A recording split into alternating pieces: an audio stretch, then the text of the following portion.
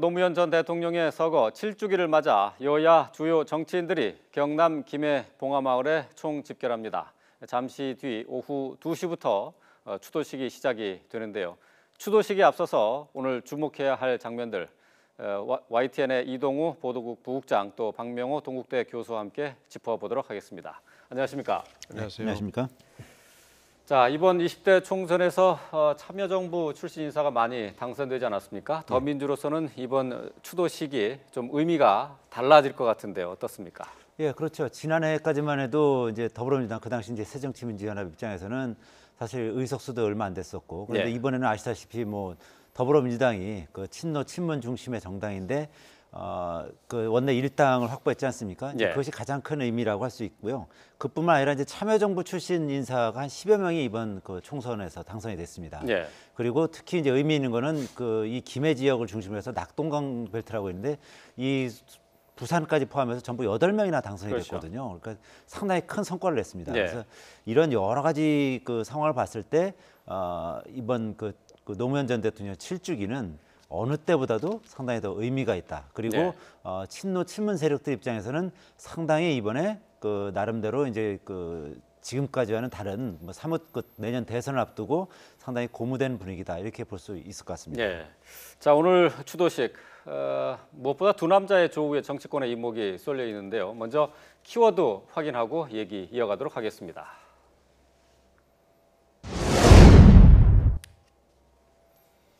예, 지금 보신 것처럼 안희정 충남지사가 얼마 전에 불펜의 투수로서 몸을 풀겠다라면서 대권 출마를 시사를 했는데요. 오늘 문재인 전 대표와 또 안희정 지사의 만남, 이목이 쏠리고 있죠?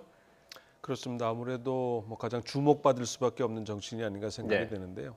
앞서 말씀하신 것처럼 야권 승리의 총선의 결과였기 때문에 네.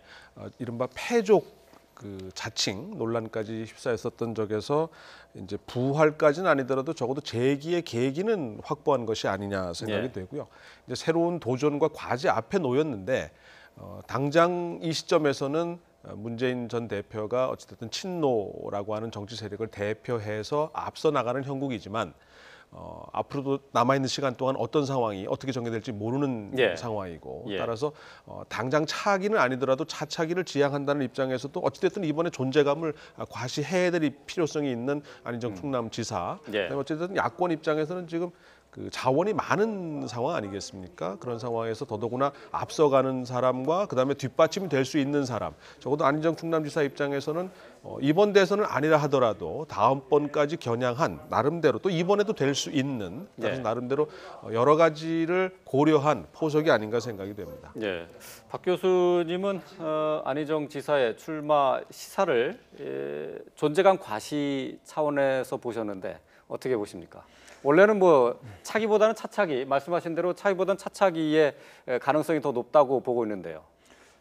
그 지금 말씀하신 것처럼 다목적 포석이다 이렇게 볼 수 예. 있는 겁니다. 그러니까 일단은 그 선발 투수인 문재인 전 대표가 뭐 좀 흔들린다 했을 때 예. 뭐 구원 투수로 나서겠다는 뭐 불펜에서 몸을 풀겠다 뭐 이런 얘기인데요. 예. 그 바꿔 말하면 어떻게 보면 이제 본인이 더 경쟁력이 있다. 뭐 그런 그 의미도 있는 거거든요. 그러니까 본인이 더 젊은 피고 그리고 문재인 전 대표 같은 경우는 이미 대선에 한번 출마했기 때문에 뭐 예. 피로감도 있을 수 있고 그리고 아무래도 그 최근 뭐 여러 가지 당 내용을 거치면서 어쩌면 이제 일반 국민들한테 비호감을 주는 측면도 있기 때문에 예, 예. 그런 측면에서는 안희정 그 지금 충남지사가 더 유리하지 않겠느냐 아마 그런 그 의견들을 가지고 있는 것으로 보이거든요. 그 예. 실제로 제가 알기로도 안희정 충남지사가 대선 캠프까지는 아니어도 그와 유사한 어떤 캠프 같은 걸 꾸려서 지금까지 쭉 준비를 해온 것으로 알고 있습니다. 그래서 예. 안희정 지사가 이번에 그런 어떤 그 기자회견까지는 아니지만 그런 그 의지를 확실하게 피력을 한 것은 확실하게 내년 대선에 의지를 가지고 있다. 그리고 예.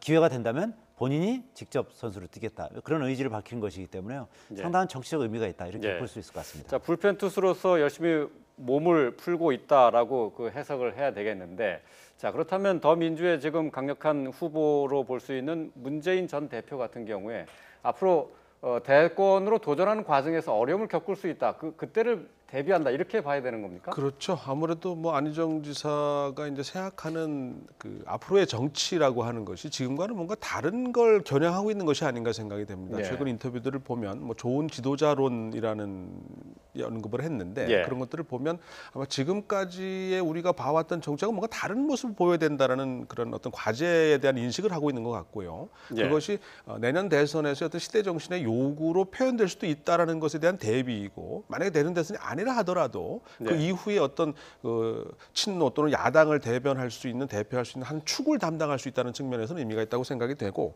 안희정 지사 입장은 아무래도 일단 문재인 전 대표의 우선권을 좀 주는 것이 아닌가. 근데 이제 요새 현대 야구는 선발 투수가 중요하지만 예. 비슷하게 이제 계속 갔을 때는 사실은 불펜 투수가 승리 투수가 될 수 있는 기회도 얼마든지 있기 때문에 예. 또 문 전 대표 입장에서는 지난번 수도권에서는 승리를 더민주가 거뒀지만 예. 호남에서의 어떤 거부감, 어떤 호남에서의 어떤 좀 그런 것들에 대한 부담이 남아 있기 때문에 예. 확장성을 어느 정도 더 보여줄 수 있느냐라고 하는 부분 여기서 이제 이 부분이 아마 안희정 지사와의 서로 엇갈리는 부분이 아닐까 생각이 됩니다. 예. 그 문 전 대표의 반응은 훈훈합니다. 뭐 좋은 후배와 경쟁하게 된다면 그것도 좋은 일 아니겠느냐 이렇게 얘기를 하고 있는데 문 전 대표 입장에서는 어떻게 받아들일까요?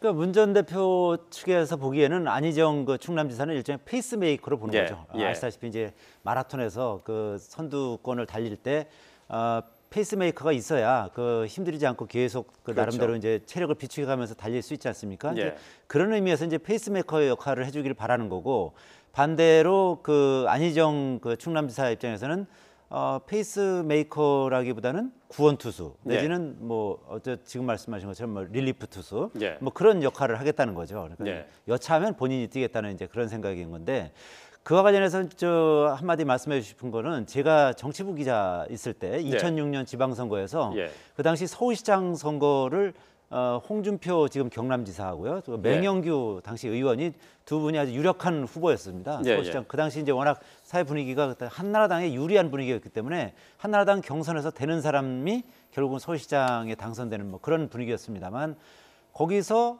그 오세훈 당시 그 당시 전 의원이었죠. 오세훈 전 의원이 일종의 페이스메이커로 이제 합류하게 됩니다. 예. 그러니까 그때 그 당시에 맹영규 홍준표 의원이 이 그 후배의 합류를 환영한다고 그렇게 예. 선언했었거든요. 예. 그런데 결과 아시다시피 이 페이스메이커가 결국 그 서울시장이 되는 이제 그런 일이 벌어졌거든요. 아. 그 당시에 오세훈 당시 그 전 의원 같은 그 당시 이제 상당히 그 대중적 인기가 높았기 때문에 이제 그런 일이 가능했던 건데요. 뭐 이번 그 지금 그 문재인 전 대표와 안희정 충남지사의 관계에 있어서도 뭐 본인은 페이스메이커라고 이렇게 해주기를 원하겠지만 페이스메이커가 오히려 그 주자로 나서는 뭐 그런 상황도 그 뭐 전혀 배제할 수 없거든요. 예. 그런 부분은 아마 그 문재인 전 대표 측에서는 상당히 긴장을 해야 될 겁니다. 예. 그 뭐 얘기가 나온 것처럼 그 안 지사 입장에서는 지금 뭐 단순하게 지지도를 인지도를 좀 높이겠다는 생각이었지만은 나중에 본선 투수로 올라설 수도 있다. 그것까지도 염두에 둬야 되겠네요. 그렇습니다. 아무래도 우리 선거판에서는 이 기존에 이제 주목받아왔던 후보들도 있지만 어느 날 갑자기 임박해서 솟아오르는 후보들에 대한 주목도도 있기 때문에 예. 또 야권의 현재는 너무 많은 후보들이 있는 상황이기 때문에 다 비슷비슷한 가능성을 안고 있지 않겠습니까? 따라서 어느 어떤 사람이 어떤 거를 제시하느냐에 따라서 판세가 요동칠 수 있는 것이고 그런 면에서 보면 안희정 지사에게도 충분한 가능성이 열려 있다라고 봐야 되겠죠. 근데 아시다시피 이제 요즘은 이제 영충호 시대라고 그러지 않습니까? 이제 호남보다 충청 인구가 더 많습니다. 예, 그리고 예. 이제 최근에 이제 충청 지역 출신들도 워낙 많이 이제 수도권을 유입이 됐고요.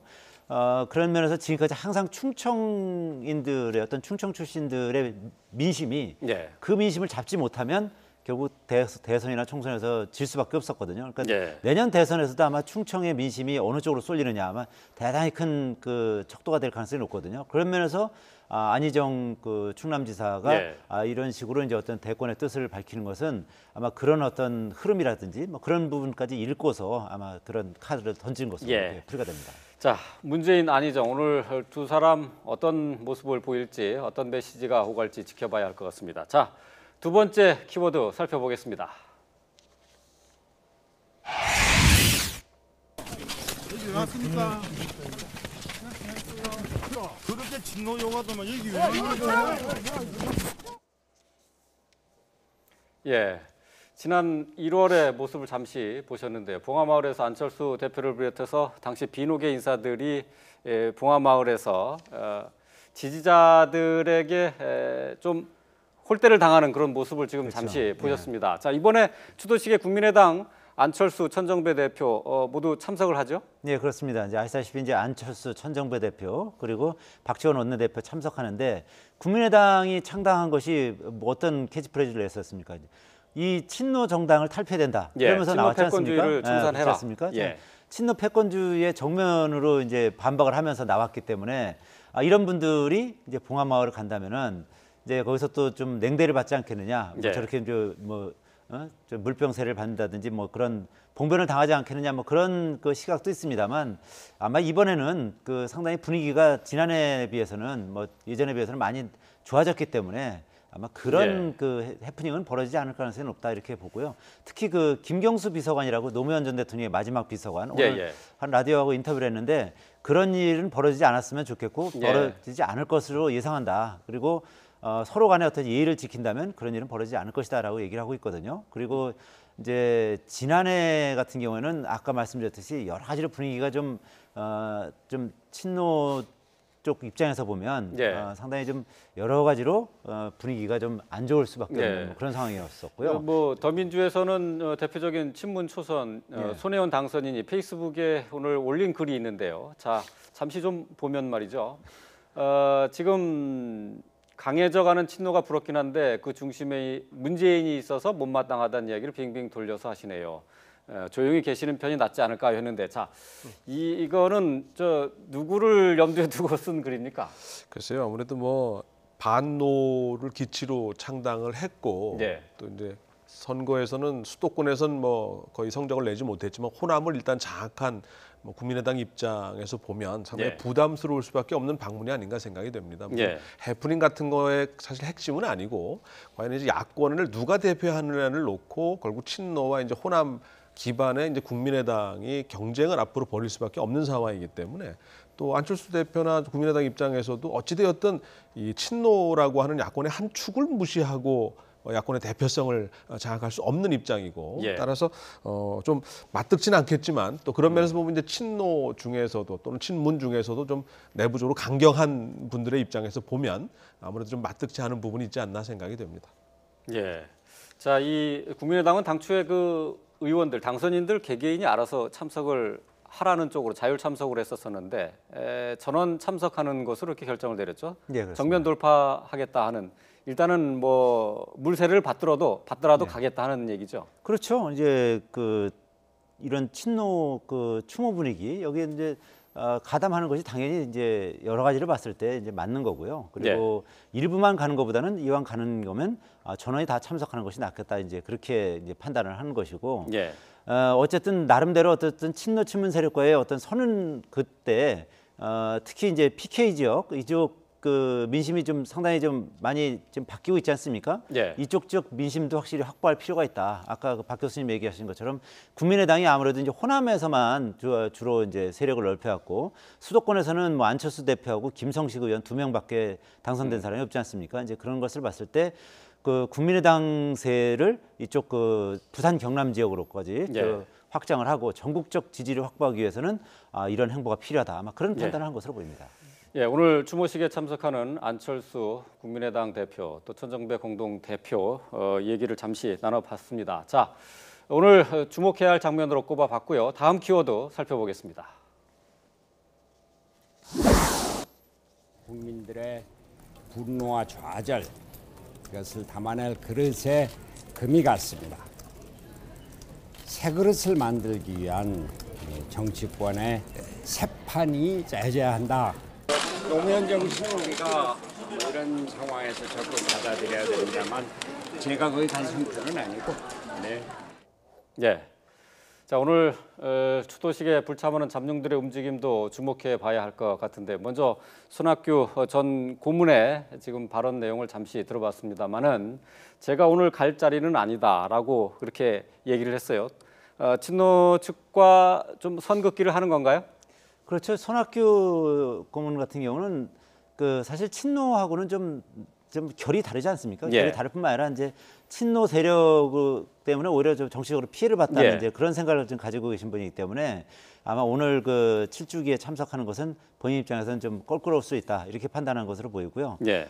그리고 어쨌든 최근에 이제 그 어떻게 보면 이제 사실상 그 정계 복귀를 선언했지 않습니까? 어떤 본인의 어떤 색깔 그리고 예. 이제 중도 쪽으로 세력을 확장해야 된다는 어떤 본인의 어떤 생각 이런 것을 계속 그 강조하고 있는 상황에서 확실하게 나는 친노와는 어느 정도 결이 다른 사람이라는 것을 아마 이런 기회에 좀 보여주고자 하는 뭐 그런 의도가 있는 것으로 보이고요. 네. 지금 이제 화면에도 나오고 있습니다만 그 새 그릇을 만들기 위해서 새 판이 짜야 된다. 예, 예. 그러니까 지금 현재 더불어민주당 내 세력 판도로 봤을 때는 친노 친문이 절대 다수이기 때문에 아마 더불어민주당 내에서 세력 그 들어가서 본인이 대선 후보가 되기는 거의 불가능한 상황이고요. 예. 아마 그런 측면에서 계속 어떤 새 판을 짜야 된다는 그런 논리를 계속 설파할 가능성이 높다 이렇게 예. 볼 수 있을 것 같습니다. 좀 얘기한 것처럼 지금 손 전 고문은 지금 당적이 더민주로 돼 있지 않습니까? 그렇습니다. 지금 상황에서 지금 계속 이렇게 새 판짜기, 새 그릇 뭐 이렇게 얘기를 하는 것들은 그것을 염두에 두고 당적을 탈당을 해서 다른 그 당을 구성하거나 다른 진영에 참가한다 이런 걸 염두에 둔 포석이라고 봐야 되겠죠. 그렇죠. 아무래도 뭐 손학규 고문이나 또 박원순 시장이나 김부겸 의원 같은 경우에는 이제 같은 목표 다른 접근 방법이 불가피하지 않나 생각합니다. 현실적으로도 현재 문재인 안철수 두 대표가 어찌되었든 양강 형태를 야권에서는 띠고 있기 때문에 그들의 판에 들어가서 어떤 모색을 할 정도의 여력을 갖기는 좀 어렵지 않겠냐. 그렇다면 지금 판 전체를 어떻게 보면 새롭게 그 짜는 그게 아마 손 고문의 그 언급이 아닌가 생각이 되는데요. 그러면서 보면 지금까지 해왔던 방식도 달랐고요. 걸어온 길도 달랐고 또 앞으로 가야 될 방식도 다른 분들이기 때문에 정권 교체라든 또는 권력을 향한 의지는 똑같겠지만 이를 구현하기 위한 방법에서는 좀 차이가 있지 않을까 생각이 됩니다.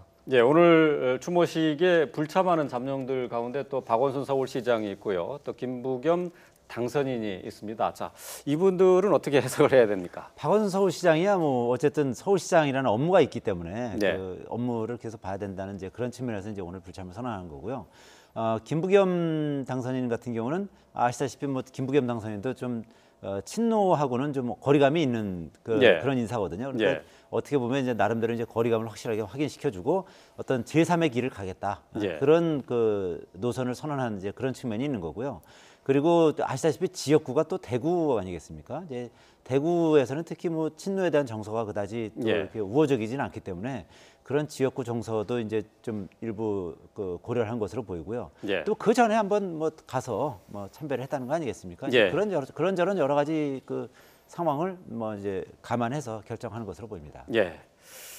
자, 노무현 전 대통령의 7주기 추념식이 오늘 열리는데요. 자, 이와 관련해서 정치권 움직임을 살펴봤습니다. 오늘 새누리당 상황은 살펴보지 못했는데요. 새누리당 당내 상황 꽉 막혀 있죠. 자, 내일 모레 반기문 총장의 방안에 비상 관심이 쏠리고 있고 또 정유화 의장 또 현재 무소속인 유승민 의원의 만남도 눈길을 끌고 있습니다. 자, 다음 시간에는 여권 상황을 집중적으로 진단해 보도록 하겠습니다. 자, 지금까지 YTN 이동우 보도국 부국장 그리고 박명호 동국대 교수 함께 했습니다. 고맙습니다.